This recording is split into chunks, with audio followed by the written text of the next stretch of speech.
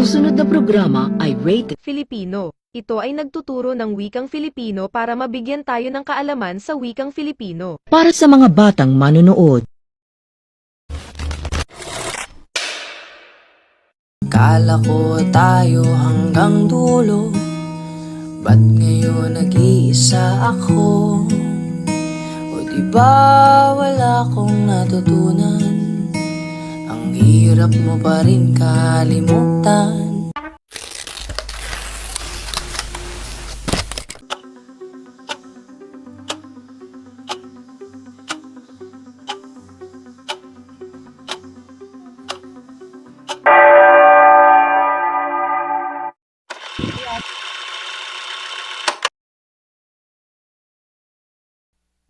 Sa isang maganda at tahimik na kagubatan, mayroong isang lalaking itinari sa puno ng higera kung saan wala siyang kalaban-laban.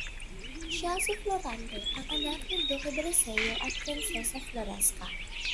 Nangyari ang lahat ng ito simula nang tinakop ni Adolfo ang dapat na kay Florante. May gantilan, bangis mo inasa, ba't ako'y iyong pinapahirapan? Malakas siyang sabi na nagmamakaawa sa langit. Maya-maya ay may dalawang leon ang gutom na gutom habang gumagala sa kagubatan. Lolo, saklolo. Malakas nitong sigaw na naghihintay na lang siyang salakayin. Ngunit may isang moro ang gumagala sa kagubatan at siya ay si Aladdin, ang anak ni Sultan Ali Adam. Agad namang narinig ng moro ang pagiging ng saklolo ni Florante. Saklolo. Sino ang nagdadalawang hati at nangyayari nagtulong sa gitna ng bibig? Agad namang hinanap ng moro kung saan ang gagaling ang tinig na iyon. Isang nakakaw. Hindi kaya mo. Nang walang pag-aalinlangan, agad niyang pinatay ang dalawang leon. At matagumpay niyang napatay ito. Nang mapatay niyang dalawang leon, agad niyang nilapitan ng prinsipe upang matanggal ito sa pagkakatali. Nang itinanggal niya na ito sa tali, agad naman siya nagpahinga at nagpaabot na kinabukasan para sila ay magkaroon ng lakas. Sino ka? Ako si Aladdin. Ako ang nagiging sa iyo mula sa kapamakan. Salamat Aladdin. Ako nga pala si Florante.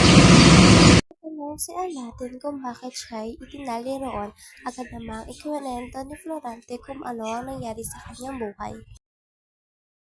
Magandang hapon sa inyong lahat. Ang pinakamagaling nga pala dito sa aking klase ay si Florante.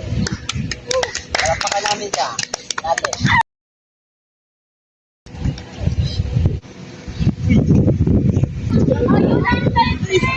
Lagi na lamang siya magaling. Makalipas ang ilang taon, humanda si Adolfo para salakayin si Florante. Dok Pinanduque, ako na ngayon ang mamumuno ng Alban.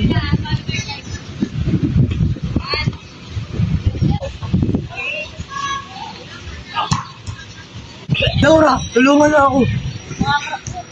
Adolfo, wala kang karapatang agawin ng trono. Ikaw Laura, ay magiging akin rin. Mas pipiliin ko pang mamatay kaysa magmahal ng isang taksil. Nang maagaw ni Adolfo ang trono, agad namang dumating si Florante upang bawiin na kanyang trono. Adolfo, pananagutan mo ang iyong kasalanan. Ako nga rin, wala kang laban.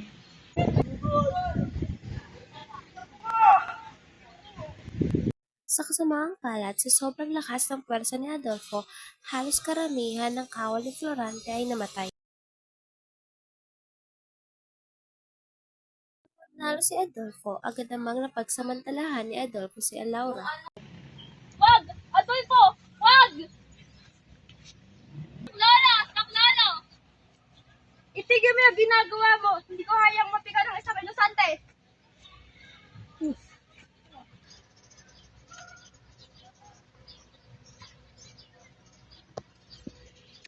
At dito na tuloy ang inagawan ng buhay si Adolfo.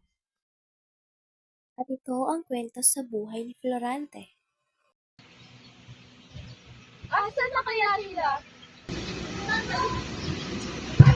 Narinig ko ba yun?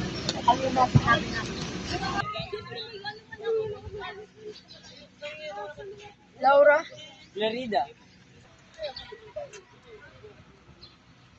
Oh, Florante. Oh, Aladdin.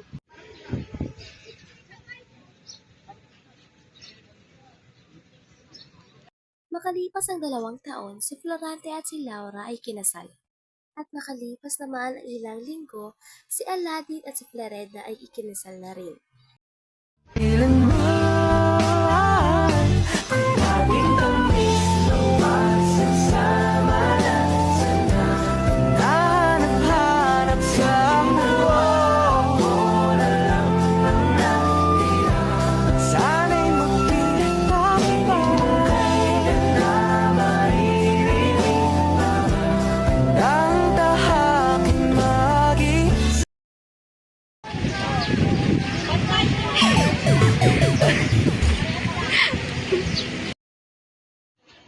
One, two, three, go.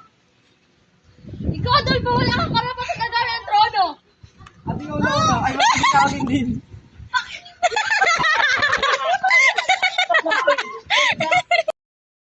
Alis yan, Ben. Hingal ka sa... Hingal ka lang, kunyari. Dali naman tatayo. Nahulog lang natin. Ayos kasi.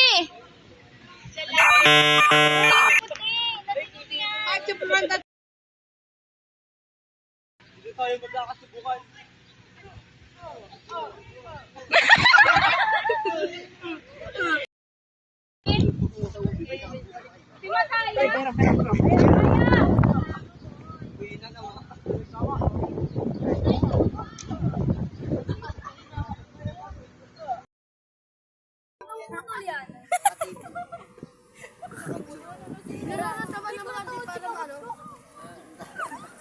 Ganawa na. Ay ko.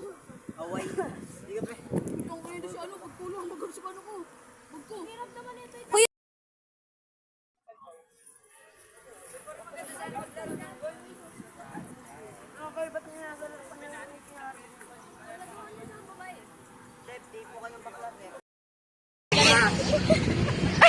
Dali na.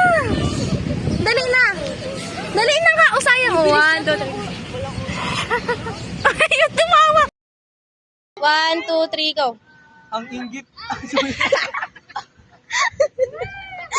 Pakita mo na tayo na espada na ganyan. Alat, alat.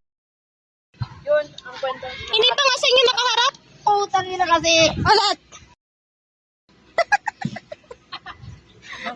Yung sasalit. Alat.